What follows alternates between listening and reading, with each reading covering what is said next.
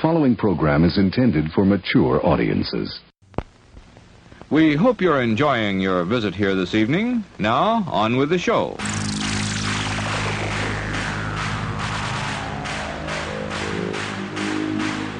What do you say we have a rock and roll party? You're listening to Basically a Sports Show. Follow us on Twitter at Basically Sports. Subscribe to our podcast on iTunes. And download every episode and more at basicallyasportshow.com. Now here's your hosts, Zach, Greg, Mike. And you're listening to Basically a Sports Show. Is that still a thing, that Jersey Shore? Is that still on? No. I know. No, it went 4 seasons and that was it. Wow. The Jersey Shore is one of the hallmarks of societal collapse, in my opinion. Absolutely. When that dude, I can't remember which one it was. The Situation. But the guy that punched the girl in the face, what was her name, Snooki? Yeah, and it was like on television, yeah. Jesus. And I think what that best illustrated about that show was when he punched her, you weren't so sure that you were upset about it. It's like, oh, that's male on female violence. Yeah, that's wrong, but she was probably pretty deserved it. I'm not really feeling it in this particular case. She probably deserved it. Jesus. Send your hate mail, too. Right. The views expressed by Zach are not necessarily those expressed, or not, you know what I'm trying to say. He's not speaking for us. But I see his point. So have you seen Rogue One yet? I have not. You're denying yourself pleasure. I know. I keep hearing a lot of great things about it. I'll probably go catch it sometime this week. Just in time for it to be completely irrelevant by the time we get around talking about it. But should we say a few words about Carrie Fisher? Just when it looked like 2016 couldn't just ride off into the sunset. Were you guys devastated? Yeah, I mean... I felt it a lot harder than I thought I would. Really? Yeah, me too. And I should have known that. It's Princess Leia. and the other thing that, like, the thing that immediately popped into my mind, too, was like, well, she was just in the last movie. And she had to have been in the next one. Yeah. So, like, what do you do? You're going to see some CGI Carrie Fisher in the next movie, is what you're going to see. I don't know if they could pull it off as well for that, considering we just saw her in real life. Yeah. You can't like kill her off in between movies. No. You could try to write around it and just use what she had done already and work with that, and then maybe try to find a way to kill her off in between this and the next one. Well, I think the filming was completed already. The principal photography was, at least. I'm going to check. For episode 8? Yeah. Well, a lot of times when they do these big movies, they shoot what they call side-by-side, where they're shooting both movies at the same time. Like a lot of it. Not all of it, but a lot of it. I don't think they've started on 9 yet, so... No. And again, maybe it's a situation where, like, they killed Han off. It's entirely possible Princess Leia, it was just scheduled to die in 8 anyway. Like, not to sound callous about it, but okay, but the film was already finished before she died. Oh, well, that's good. So we won't get CGI Carrie Fisher then. No, but they'll have to find a way to work around it. But who knows what happens in 8? But that's what I'm saying. She could very well, like, the character could already just be scheduled to die in 8. Yeah. I mean, that is a possibility. Yeah, because they can't keep trotting out all these old characters for long, because when you've got, a 3-year stretch between movies, these guys are... I mean, imagine how old Harrison Ford would look if he was going to be around to play Han in episode 9. I He'd did in his see... 80s, right? Well, they're also trying to transition into handing the franchise off to the younger actors, too. But I did see a hilarious picture of Mark Hamill carrying Daisy Ridley on his back. No, Daisy really had him on her back. Right, yeah. like Yoda. Yeah. Like, are you Luke? Are you sure this is how I was taught? But yeah, it was a shocker, man, that she died. Well, I think everybody kind of knew it when they heard about the heart attack, so you had a little bit of time to prepare for it. Right, but still, the heart attack came out of nowhere. Yeah. Mm-hmm. And then to have her mother die the very next day, too. That was weird. That was really weird. Out of curiosity, is anyone familiar with any of her work outside of Star Wars? Oh yeah, I am. I know her. I've seen like cameoing as herself and other things, but I've seen the only non-Star Wars movie I know her from, and I feel terrible saying this because I know she's had a pretty notable career outside of Star Wars, but the only Star Wars movie I'm familiar with that she was in was Blues Brothers. She was Blues Brothers. She was in When Harry Met Sally. Never saw it. She was, that was like an early mid-90s like rom-com type deal.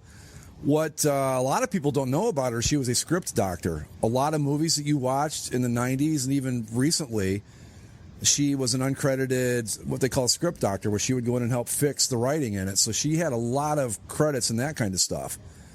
And she wrote books. She wrote a book called Postcards from the Edge, and they made it into a movie with Meryl Streep and Shirley MacLaine that was actually pretty good. What else has she been in? She was in Jay and Silent Bob Strike Back. I don't know if you guys watch any of Kevin Smith's stuff, but she was in that.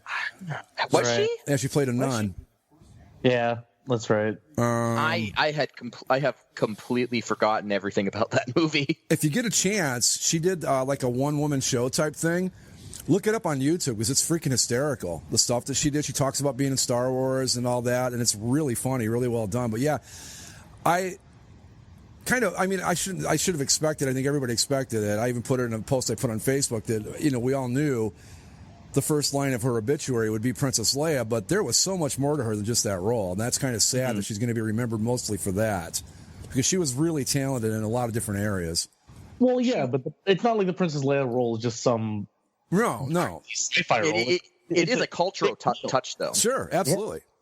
Yeah. I mean, not just for being part of the greatest movie franchise or most well-known movie franchises. It's, she was the princess, but she was the hero. She had a different attitude. She was something that wasn't around in a lot of movies like that before. She was a damsel in distress in a way of needing to be rescued. But once she got the help, she was the boss. She was giving it to Han. Playing around with Luke. She was a different kind of princess. I because of course I watched A New Hope right after seeing Rogue One. Yeah, because of course you kind of have to do it. Yeah. And they bust her out, and first she's giving Luke attitude, like, "Aren't you a little short to be a stormtrooper?" I mean, stay here and rot, bitch. Fuck you. Oh, that was one of the great lines of the movie. But no, when they bust her out, she's basically ragging on Han for his shit escape plan, like almost as soon as she's out of the cell. Yeah, she did a great job, and I'm sure that a lot of young boys all of a sudden realized what girls were when they saw the gold bikini in Return of the Jedi. Right. Yeah.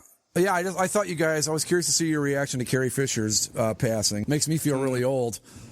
Yeah. Well, it's something that you don't think about, but now somebody pointed out basically that people from that time period are getting rediscovered by, people like Mike and I, or even young, because of the internet. They can find David Bowie music. Everybody has seen Star Wars. They'll see all that sort of stuff, and so the cultural relevance of people from that time period are reaching a certain point, or the cultural relevance can still be extended. It's just surreal in a lot of ways. I don't know, you really just don't even you don't think about it, but you always just sort of you just be like, oh, Prince is gone now. Okay. You just kind of all are just kind of used to these people. Just kind of even if you don't think about them, you're like, oh, they're just around. Well, Prince was a weird one because he's younger than I am. Or maybe he's a year. You want to talk about? Maybe he's a year or two older than me, actually. But he's right in my age group, so he's not like an 80 or 90-year-old guy kicking off here, Well, again, I'm in terms of the rock and roll and drug thing. I'm sure Prince was right in that. So. Well, but you got guys like Keith Richards who are, I don't even know how old Keith is, but he seems to be perfectly fine. Keith Richards is a medical miracle who, when he finally does die, needs to donate his body to science. Oh, dude, I think he's been dead for years. He's just found the right drug combination to keep him going, even though his body and brain died a while ago. The one that struck me the hardest, which surprised me, really, because I really thought that much of the band or their music, was Glenn Frey from the Eagles. That was the one that really I don't want to say like it didn't like upset me or anything, but that was just the one that really kind of felt like it hit too close to home for some reason.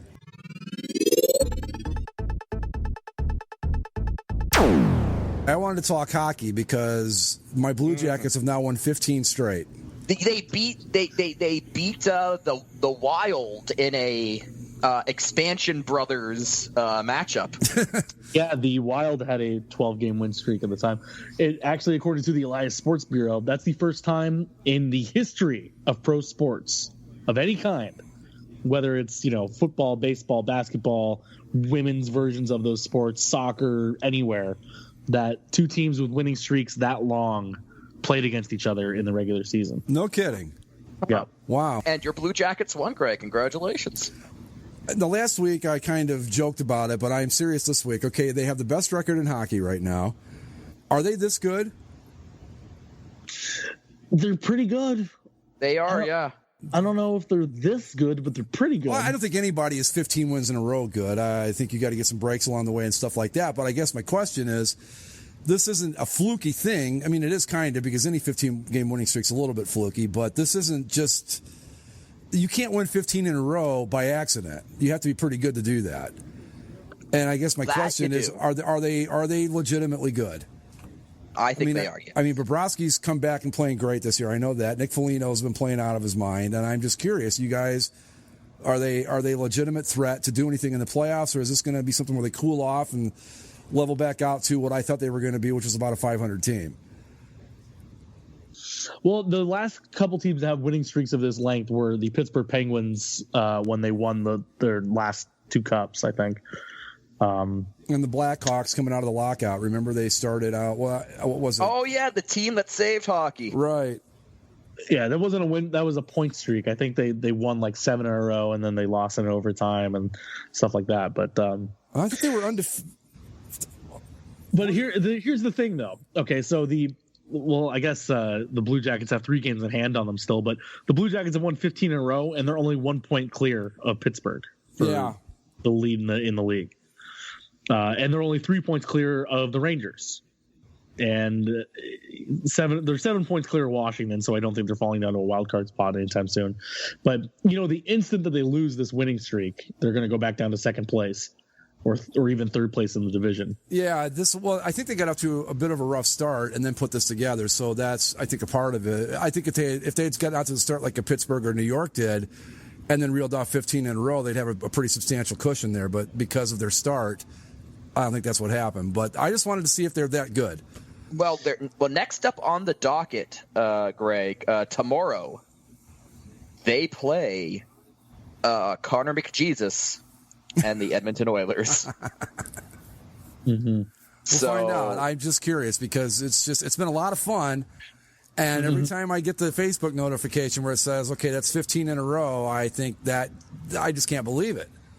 Mm-hmm. I can't imagine I think a fan of any team would be kind of like, wow, but no one expected anything out of these guys coming into the season. I knew they'd be better because they couldn't be much worse than last year, but they're 26-5-4. They have a plus 50 goal differential because, even if you take out that Montreal win from earlier in the year, that's still plus 40, and that's still well above the next highest goal differential. Yeah, but I've also seen a couple of scores in here too. They've got like a couple of 7-1s. They've had a couple of blowouts, so you got to kind of factor that in too. But still, for them to be up that high for any reason is amazing. It's just they're playing people have compared it to how Tortorella got the Rangers to play, where they're just a gritty bunch. They're getting extremely good goaltending, like the Rangers did with Henrik Lundqvist, and they're getting with Sergei Bobrovsky. They're blocking a lot of shots and limiting a lot of the team's chances. And then they're just gritty on the offensive end, and they score some goals, and things are just going so well for them. But Tortorella's got them playing the way that he wants them to play, and it's working. And that's not something that we thought would have happened. We thought Tortorella was, the wrong choice. I thought he was the absolute worst choice for that team. I really did. I thought this was a bad idea. He probably wasn't a good choice, but somehow or another, he's gotten the team to buy into what he wants them to do, and it's working. And you got to give him credit for that at the very least. Yeah.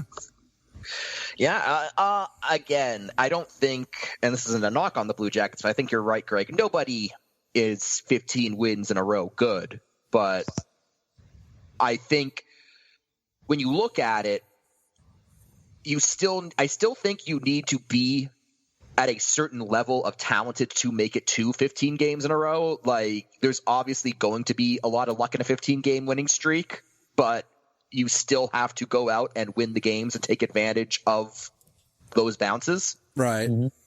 And so if you're asking, are they good? I would say yes. The only reason I'm hesitant about playoff success is because this is a team with not a lot of playoff experience, so you never know how that's gonna pan out. But and you don't know if they're wasting it all right now. Yeah, well, that's another thing too, where you kind of say, why don't you hang on to a little bit of this for later in the season? It's fun, and I'm not superstitious or anything. I'm not worried about it. I just wonder, how far above their actual ability are they playing right now?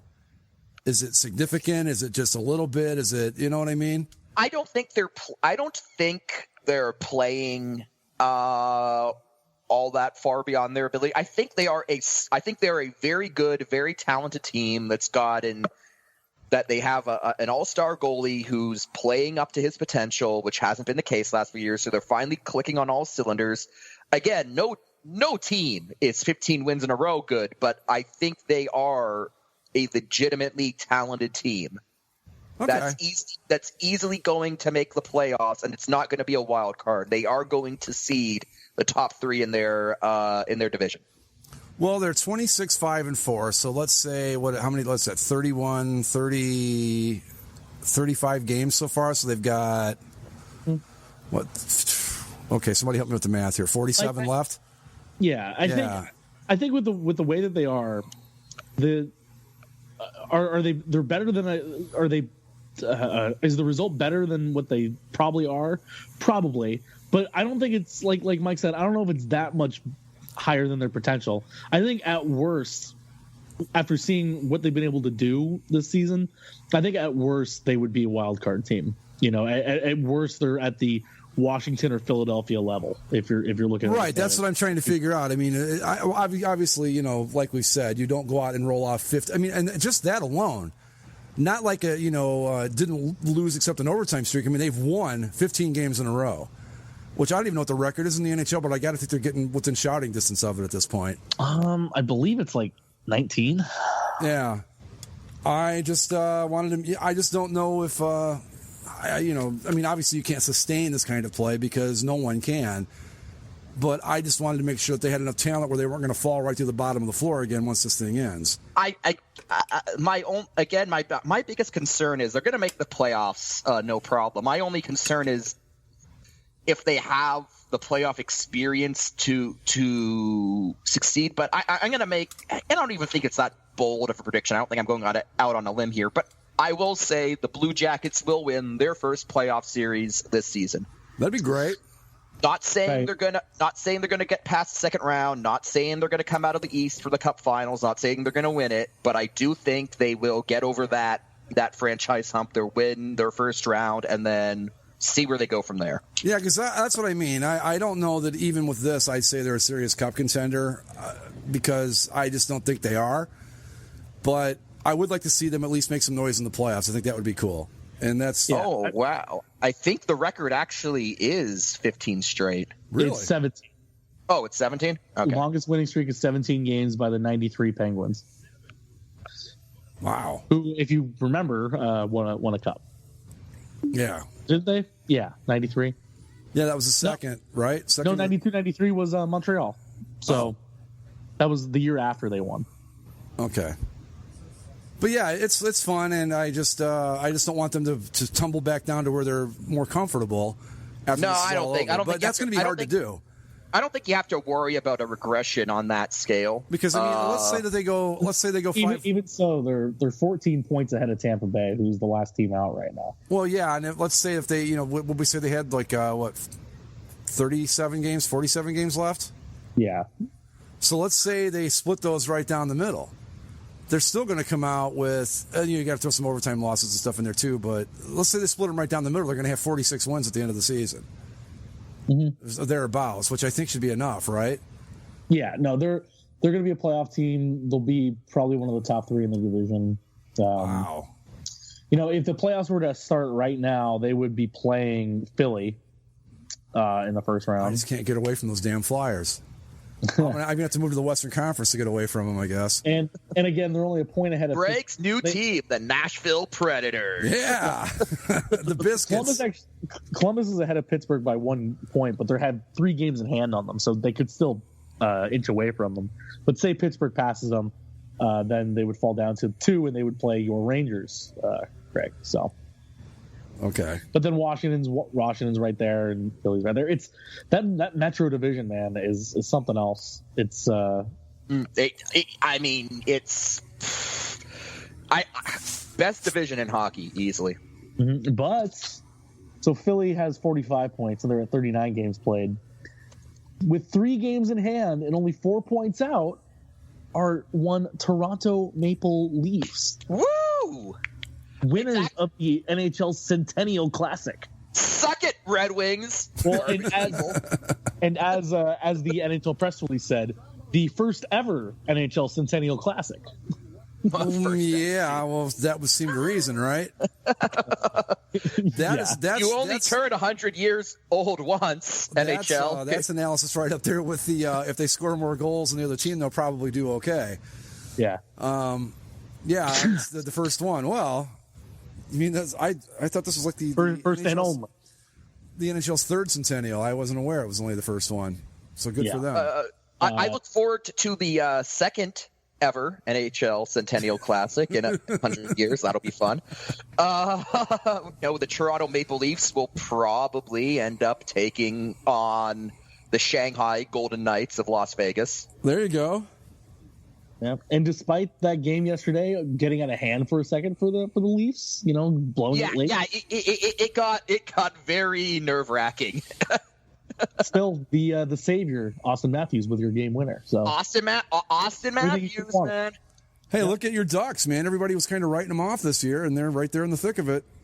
Yeah, they're doing fine. They're fighting for a division title. They're getting things together. Goaltending's doing well. It's amazing that they're even where they are, considering that Corey Perry and Ryan Getzlaf have not been able to put the puck in the net. Bit of a surreal thing, because I'm living in Tampa now, but I come up to Toronto, and the Leafs are playing the Lightning in Tampa, and I'm watching it in Toronto, which is for the best. I could watch the game in my Leafs gear and be unmolested by arena. Oh, I think you'd be fine if you were at least geared to a Lightning game. They wouldn't know the difference. Yeah. Hey, your Leafs, the second highest win streak in the league. You know what you do, Mike, is you get one of those lanyard things that wear around your neck to put your ticket in. Mm-hmm. Wear your Leafs jersey, drop that in front of it, nobody will even know. Our mid-season NBA check-in, because one of us asked if the Kevin Durant thing was working out for the Warriors, because we don't know. I will say this. I watched the Cavs play the Warriors on Christmas Day. Right. I didn't go out of my way to watch it. It just happened to be on TV where I was at. And they won. The Cavs won the game. What's the Warriors' record? Anybody know? They are currently 29-5. Okay, that seems to be working out pretty well for them. Cleveland's 25-7. With the win over the Warriors. Toronto is 23-10. To the surprise of absolutely no one, the San Antonio Spurs are 27-7. God damn it. They don't need Tim Duncan.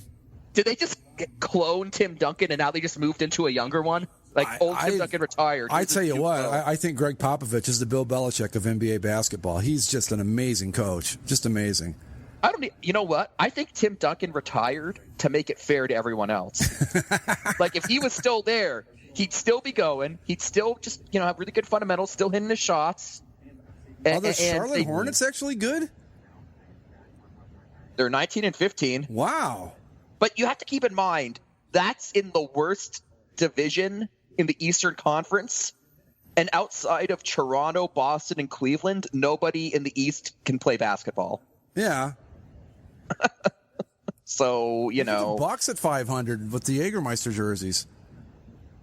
All right, so is that it? Is our preview done? Well, and just to remind people, as the NBA Eastern Conference tends to do, Indiana would be your 8th seed, and they're under 500, just of because course. that's just what the Eastern Conference does. Well, That's what I said. That's what I said. You've got in the East, you've got Cleveland, Toronto, and Boston, and then everyone else is garbage. Actually, and I'll fix that. The 8th team in the Western Conference would be your Sacramento Kings, who are also 5 games under 500. Okay, So here's my NBA question. So unless you're one of the top 3 teams, don't fucking bother. Well, that's the truth. Unless you're Golden State, San Antonio, Cleveland, and maybe Toronto, don't bother watching the rest of the season. I mean, yeah, if you're a Memphis Grizzlies fan, why the hell do you care? Right, you're wasting your time. 22 and 14. You're having a good year. You're 6th in the West. You're probably going to make the playoffs, but you're going to end up losing to like Houston in the first round. Right. Who cares? Right, you're Oklahoma Well, City, still 21 and 13, even after losing Durant. But you know what? You're all wasting your time. You're not going to make it to the finals. You're probably not going to get out of the second round of the playoffs. So why spend your money? Well, here's what happens. Say Memphis, you play Houston, and maybe Memphis does beat Houston. Then they play San Antonio. Good luck. If you're Oklahoma City, well, sure, you get to play Utah. That's great. If you beat them, then you get to play Kevin Durant and the Golden State Warriors. Have fun with that. Oh, man, with that Russell Westbrook, he would just go off if they were playing against the Warriors, man. He had like 8 straight triple-doubles or something like that. Yeah. Earlier in the year. So let's say the Cavs make it out of the East again and play the Warriors. Whoa. You're not giving my Raptors a fighting shot, Greg? Well, we'll get to that in a second. But let's say that the Cavaliers get out of the East and play the Warriors again. Do the Cavs, because they're going for their second straight title, do they wear the black hat this time, or are they still like take down the Warriors? I think they where take does down everybody fall on that? I think they're the good guy. I think they stay the face because like you said, Greg, the Warriors had the best NBA regular season of all time last year. They kind of turned in the middle of that final series. There was a chance maybe after they lost, after they blew that 3-1 lead, there was a chance that maybe they'd get some humility. Instead, no, they were like, we're just going to be the Yankees of the NBA. Mm-hmm. We're going to buy up Kevin Durant. Mm-hmm. And so I think they're still the evil empire if it ends up being Golden State, Cleveland again. Yeah, the Cleveland will still be the face there. Because the other thing is, like, beyond being the evil empire, it's people don't like – it's the same reason why people rooted against Miami the first time. Right. It was LeBron chasing titles. This is Kevin Durant chasing titles rather than trying to win it where he was. Because I mean, you see how good Oklahoma City is right now. Imagine if they still had Kevin Durant, they'd still be a threat maybe in the West. And we just saw this. We just saw how LeBron James, he won what 3 titles in Miami. Mm-hmm. Yeah. 2 titles. I think. Two. Okay, just 2. But 2 titles in Miami. We saw him after the Cavs won that series. He broke that man cry. Yeah. It meant something that he not only won it with his hometown team, but that he won it with the team that originally drafted him. That meant something. Now it's the same exact discussion. What would have meant more? And Kevin Durant wins an NBA title with the Thunder, or if he wins one with the Warriors. I agree. The way that the league is set up, you can go wherever you want to play. But I think LeBron showed everybody, because he's done it both ways now, and you saw the one that resonated the most with people. And I'm not just talking Cleveland fans either. Across the NBA, everybody was like, "This is the one. Screw the Miami titles. This is the one." You guys beat us. You guys beat the Raptors in the Eastern Conference Finals. I should have been like, "Screw you, Cleveland," but I was like, "No, I wanted him to win it." And then when he did, it was powerful. You look at some of those post-title wins in Miami, and he looks like a cocky, smug bastard who's just daring everyone to hate him at that point. You look at it like he's smirking as he gets the trophy. And then you go again, you fast forward to last year after the Cavs won, the man was crying. Like, it was clear which one meant more. Right, because they earned it. They went out and did it. I mean, I don't know if it's necessarily a right or a wrong way to do this, but he did it the way that fans respect a great deal more than the way Durant's trying to go about it. And the rings all still count. The championships all still count. But your legacy is going to be looked at a whole lot differently now if you're LeBron James, because he went back and did what he set out to do in Cleveland. And, I mean, he took a big heel turn when he left, and he came back and he made everything right. And I don't think anybody hates him anymore now. I mean, outside of the obvious usual suspects that hate anybody good, but I think he's made a complete, he's rehabilitated his image completely at this point, I believe. Mm-hmm. Well, but so here's the thing that I wanted to mention too with the NBA. Here's us talking about it halfway through when we haven't paid attention to it all season, right? And it's just exactly where we thought it was going to be. Cleveland on top of the East. It's just exactly how we left it. Yeah, it's dependable that way. We rag on the NBA a lot, and I'm sure that there are some exciting things happening. I don't think that's true. On a granular level, I'm sure there are exciting things that basketball fans are talking about, like on a day-to-day basis. But from the casual fan, like, we're probably sub-casual, but even to a casual type person that wants to check in on the league every now and then and maybe watch a fun game, you don't really need to pay attention and you can know what's happening. Whereas, like, if you're a casual hockey fan, you see, the hell is the Columbus Blue Jackets? Right. Where did they come from? Well, the Edmonton Oilers? What? I think, though, that if this happened in the NBA, if you had a team like, say, let's use Milwaukee as an example, if they reel off 13 in a row, that's going to rise above the den and get some people's attention. But it's not likely in the like NBA. In a row. But see, here's the thing, though. That won't happen. No. Right. No. To believe it or not, this is the craziest thing I've ever said in 5 years of doing this show. The Columbus Blue Jackets having the best record in hockey and winning 10 or 15 games in a row is not as nutty as it would be if it happened in the NBA. It's far more likely that it would happen in the NHL than it ever would in the NBA. And Zach's exactly right. You can step away. We will step away today probably and come back in April, and not one damn thing's going to be changed except the records. That's going to be it. In the NHL, you have your good teams, and then you have your crap teams, and then you have your bad teams that are still kind of exciting, like my Leafs. They're fine, but they're not going to win anything. But the point is that even though you have your bad teams, you have your good teams, there is no real clear-cut way that things are going to pan out. Like the Ducks, no offense, Zach, earlier in the season, they were god-awful. Yeah. But all of a sudden, you watch you watch a week of NHL hockey at the start of the season, then you sort of go away from it for a while. If you're a casual fan, you look at the standings. Oh, where'd the Ducks come from? Look at that. Oh, the Oilers are good again. What's going on with Columbus? That level of fluidity, that level of excitement just doesn't exist in the NBA. Like, again, if you look at it, in the East, Cleveland is number 1, Toronto is number 2, and then there are some other teams. In the West, Golden State is number 1, San Antonio is number 2, and then there's some other teams. That I think right now, and I say this and I say this more sure of any prediction I've ever made regarding the NHL. Your Eastern Conference Finals will probably be Toronto-Cleveland, and your Western Conference Finals will probably be Golden State-San Antonio. And the odds of you might have slightly better odds of getting a different final in the West just because they've got a couple more talented teams. But you know that outside of, let me get to the West real quick here, outside of San Antonio. Maybe Oklahoma City beats Houston, but San Antonio or something. You get down to like Memphis and further down. I mean, the Clippers could put it together and be better by the end of the year. No, they won't. They could.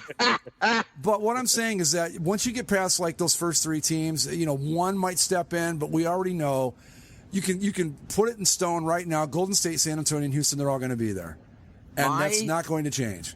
The thing that would make me the happiest, as far as the NBA goes, even more than a Toronto Raptors NBA title win, would be if the Oklahoma City Thunder somehow knock off the Golden State Warriors at some point. That would be a compelling storyline, and it would be. But we know it can't happen, and here's why: because they don't have the talent. It's as simple as that. Okay, let's use Columbus, and we'll use Columbus and the Rangers in the NHL. Well, I was actually going to say more than the Rangers. A good example was earlier on in this win streak that the Blue Jackets have had. The Montreal Canadiens, they've got Carey Price firing on all cylinders. They were the pick of some people to come out of the East. The Montreal Canadiens are still a very good hockey team. and the Columbus Blue Jackets put 10 up on them. Well, here's what I'm talking about from a playoff perspective. Oh, okay. If you match up the Blue Jackets, and let's say that they drop down to, they get in like as the fourth seed or whatever. Mm-hmm. You put them up against whoever the number 1 seed is, and they win that series. Sure, it's an upset, but it's not going to shock the world like it would. Like if the NBA, like if the number 4 seed knocks off the Warriors, that's headline news across the world because it's damn near impossible. Just because the talent levels, and that's the difference, that that the Warriors are going to be there. They're going to play all the way to the conference finals, and probably in the finals, and there's really very little chance of a Columbus stepping up and knocking them out early. And we see it in the NHL all the time. I mean, did Washington go out in the first round again last year, or no? No, second. We talk about it every year. Washington, St. Louis, talented teams, but they can't get over the hump. St. Louis finally got past the Blackhawks last year. That's not going to happen in the NBA this year. Whoever Golden State's arch nemesis is in the playoffs, they're going to lose to them again. Simple as that. It's just nutty. I don't understand how you could be a Minnesota Timberwolves fan. Why are you wasting your time? Oh, sad but true. Like I've tried the NBA multiple times. It just, I mean, we've had this discussion plenty of times too, and people aren't going to come to us for basketball talk because if you listen to the show at all, you know that it's just not our thing. We decided to do an NBA look midway through the season just on a spur of a moment thing. Because somebody happened to bring it up. Right. And we'll get bandwagony maybe towards the playoffs. Like Greg, maybe you'll start paying attention more to the Cavs, or Mike, you pay more attention to the Raptors all of a sudden when they're in the playoffs.